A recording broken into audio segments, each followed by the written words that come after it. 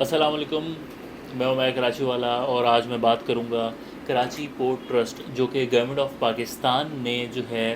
وہ یو اے ای کا جو ابوظہبی پورٹس گروپ ہے اس کو دینے کا فیصلہ کیا ہے، اور یہ تقریباً $50 ملین جو ہے وہ اپ فرنٹ اس میں جو ابوظہبی پورٹس جو ہے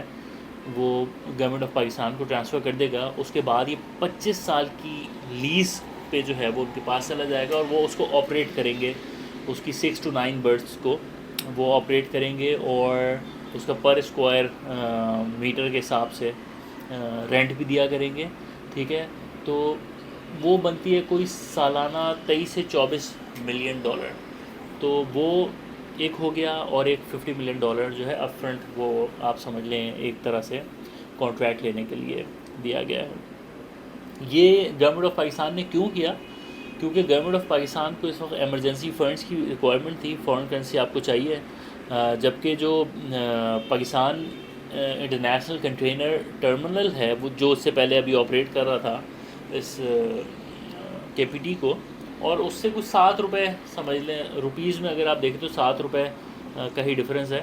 لیکن کیونکہ فورن ایکسچینج آ رہا تھا تو اس وجہ سے گورنمنٹ آف پاکستان کے لیے بڑا امپورٹنٹ تھا یہ ڈیل ہونا۔ اور آپ کو پتہ ہوگا جس طرح سے میں نے لاسٹ اپنے ولاگ میں جو کے ٹی بندر والا کیا تھا اس میں بتایا تھا کہ چائنا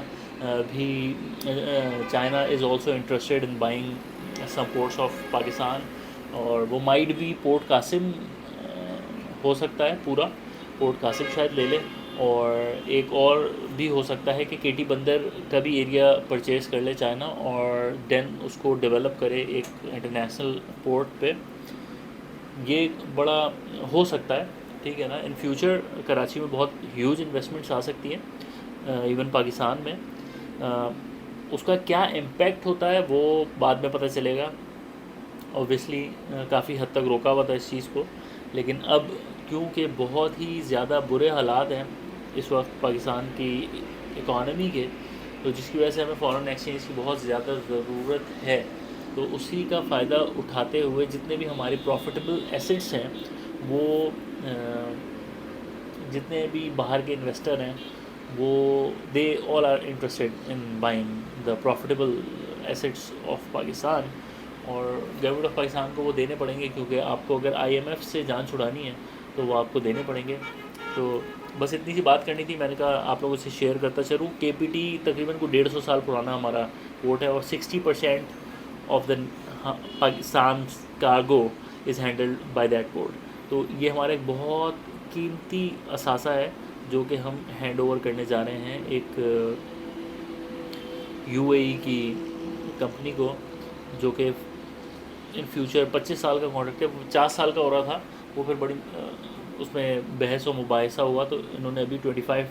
ایئرس کا معاہدہ کر لیا، تو 25 ایئرس تک کے لیے ہمارے پاس یہ پورٹ نہیں ہوگا۔ ہم سمجھ لیں اس سے رینٹ لے رہے ہوں گے، اور وہ جتنی بھی فیس ہے جو بھی چیز ہے وہ بڑھا سکتے ہیں، 15% سے زیادہ نہیں بڑھا سکتے سال میں۔ اگر 15% بڑھانا ہوگا تو اس کے لیے ان کو جو ہے وہ کے پی ٹی کا جو بورڈ ہے اس سے اپروول لینی پڑے گی، اور اگر آپ جو ہے جو کہ کنٹینر ہینڈلنگ چارجز ہوتے ہیں، اور اگر انہوں نے اس میں کوئی بھی فورنر کو ہائر کرنا ہے تو اس کے لیے جو ہے ان کو این او سی چاہیے ہوگی، تو وہ بھی اوبویسلی مل جائے گی، لیکن یہ ہے کہ یہ پورٹ اب ہمارے ہاتھ میں نہیں ہوگا، اور وہ اپروول ہو چکی ہے، اور وہ ہینڈ اوور بھی ہو جائے گا۔ تو لیٹس